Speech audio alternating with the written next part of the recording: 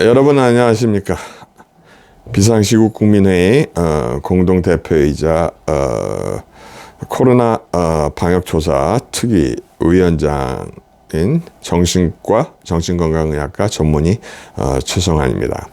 얼마 전에요, 그 외국에서 벌어진 일인데 아마 가정 폭력에 만성적으로 시달리면서 자신의 이 고통을 갖다가 알릴 수 없었던 한 젊은 여성이 픽업 트럭에 가해자와 같이 차를 타고 이동을 하던 와중에 이거 너무 불안하고 무섭다 해서 기지를 발휘하는데요.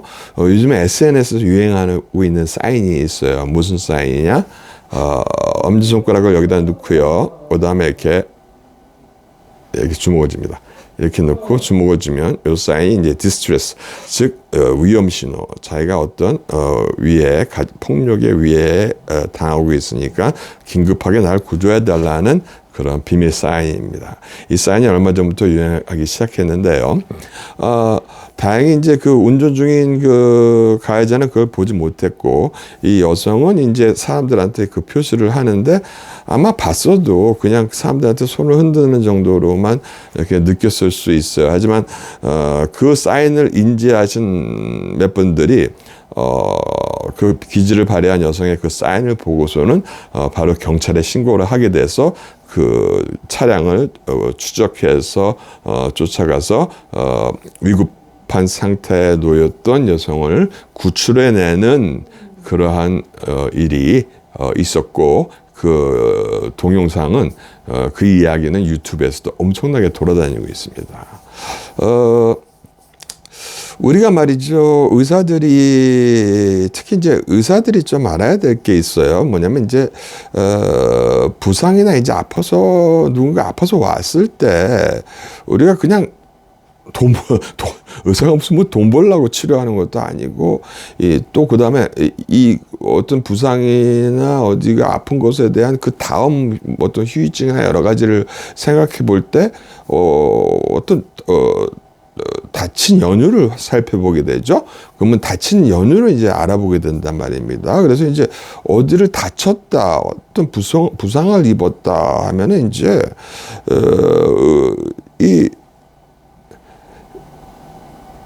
이것이 말이죠, 어떤 자연스러운 낙상, 낙상이나 자연스러운 부상, 이렇게 가다가 의식을 잃고 쓰러져서 다친 경우라든지 그런 경우에는 보험의 적용을 받게 됩니다. 하지만 교통사고에 의해서 이렇게 부상을 당했을 경우에는 여러분들이 대인 보험을 들죠. 차에 대해서 대물보험을 들듯이 대인 보험을 듭니다. 그 다음에 폭력 같은 행위, 제3자에 의한 폭력 행위들에 대한 행위에 의한 그 부상에는 보험 적용을 받지 않고, 그 폭력을 행한 사람이 그 돈을 보상하거나 아니면 형을 살게 돼 있습니다. 즉 의료보험 적용을 받지 않는다는 뜻이에요. 다시 말씀드리자면은 의료보험 적용을 받는 대상이 있고, 교통사고로 인해 부상을 당했는데 그거 갖다가 또 의료보험으로 이중으로 청구를 한다? 그때 의사 잡혀갑니다. 뭐냐면은 교통사고로 인한 거는 그 사람이 들어있는 교통보험, 그 보험에 의해서 보상을 받게 돼 있죠. 그 다음에 뭐냐면 어떤 폭력 행위들 같은 거는 이거는 법적인 문제가 되기 때문에 이것은 의료보험, 즉 우리나라 건강보험공단의 의료보험에서 이런 상해라 그러죠. 통상 여러분 상해 진단서 발행하고 그러잖아요. 상해에 의한 경우에는 절대로 예외가 있을 수도 있겠지만 건강보험공단, 즉 의료보험에서 적용을 받을 수가 없어요. 그래서 이러한 복잡한 문제들이 있기 때문에 의사들이 이걸 갖다 기술할 때 나중에 삭감되거나 자기가 다 물어내야 되는 경우도 있고, 심지어는 법적인 책임을 져야 될 경우도 발생합니다. 그래서 의사들은 만약에 이것이 그다지 별 문제가 되지 않을 것 같다는 상황에 대해서는 이제 환자 본인이나 이제 보호자들의 말을 어느 정도 신뢰를 해요. 신뢰를 하고 이제 그냥 이제 그런 대로 이제 넘어갈 수가 있지만은 이게 이런 경우가 생깁니다. 이제 뭐냐면은 이 부상의 정도나 부상 부위 또 부상의 형태가 이제 과연 이런 부상이 실제로 이러한 이유 때문에 이렇게 생겨날 수 있었을까?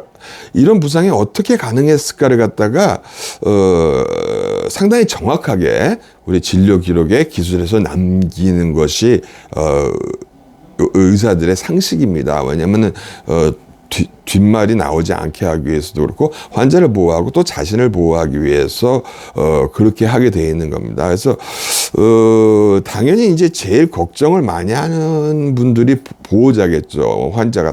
환자가 발생했을 때 뭐 진짜 심한 복통이건 아니면 심한 부상이건 아무리 작은 부상이라도 보호자가 걱정이 되는 거죠.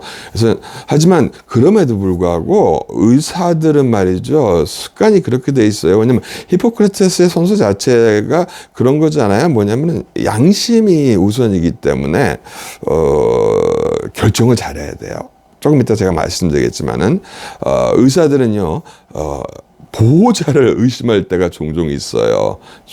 왜냐하면 아무튼 걱정이 되니까 함께 진료실을 찾는 것이겠지만 보호자들이 일단은 말이죠. 아무리 그래도 보호자를 이제 환자로부터 격리시켜서 내보내고 보호자의 이야기가 아니라 보호자 측의 스토리가 아니라 환자의 이야기를 따로 환자만 따로 불러서 따로 듣는 것이 상식입니다. 기본적인 상식입니다.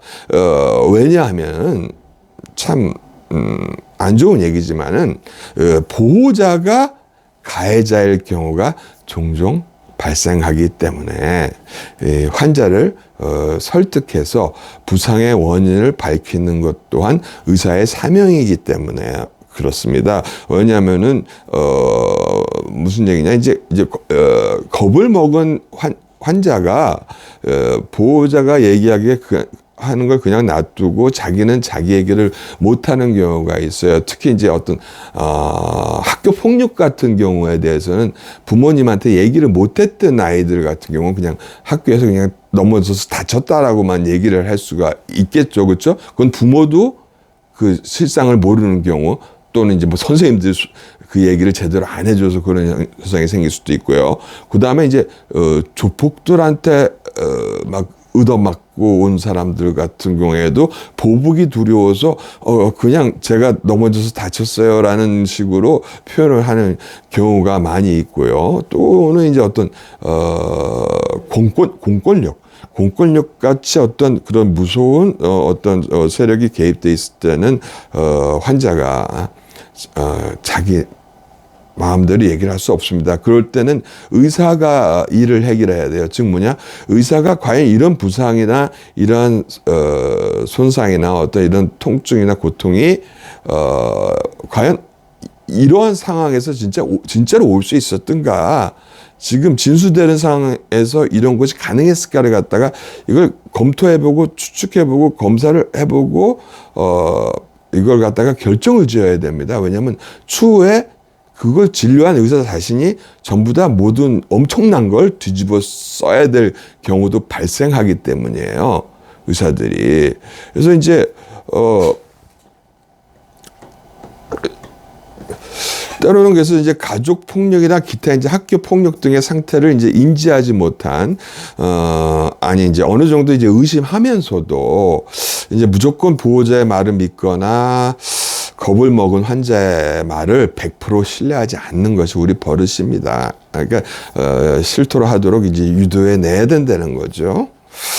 근데 이번에 어떻게 보니까는 이제 일부 이제 공중파하고 케이블 방송 등에서는 뭐라고 얘기하냐면 참 물론 이분들이 의료인이 아니고 의사가 아니고 전문가가 아니니까 참 엉뚱한 얘기들, 이상한 얘기들을 막 너무 뭐 흥분해서 진짜 막 무슨 책임감을 하고 지고 하시던데 뭐라고 하냐면 다치셨던 분이 공식 석상에 나오는 걸 보면 다 해결될 문제라고 아주 과감하게 떠들고 있는데 이건 그렇지가 않아요. 참 무식한 소리예요. 솔직히 실제 상황은 당시 진료한 의사, 여기서는 의사들이겠죠. 여러 명이 했으니까 당시 의사들이 제일 잘 알고 있을 것이에요. 그런데 이것이 또 경기도의 한 병원이라는 것이 참 불안합니다. 멀쩡한 사람도 정신병자로 둔갑시켜서 입원시킨 곳이 바로 경기도에 있는 병원이란 말입니다. 제가 한마디만 할게요. 그 다치신 분이 공식적상에 나와서 뭘 밝히는 게 중요한 게 아니에요. 제일 간단한 해결 방법은 그 당시 진료 기록을, 왜냐하면 이 상황이 중대한 사건이고 아주 국민들한테 아주 호기심을 일으키고 또한 이로 인해서 막 가짜 뉴스가 만들어지고 가짜 뉴스로 인해서 피해를 보는 사람들이 너무 많고 또 가짜 뉴스를 만들려는 사람도 많고 악용될 소지가 너무 많기 때문에 이건 아주 간단해요. 진료한 병원에서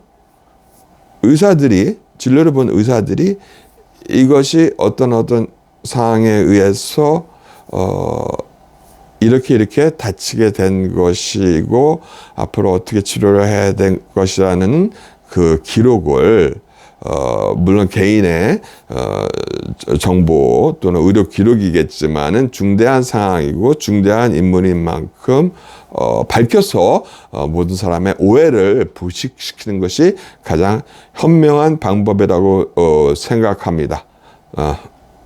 최성환이었습니다. 안녕히 계십시오.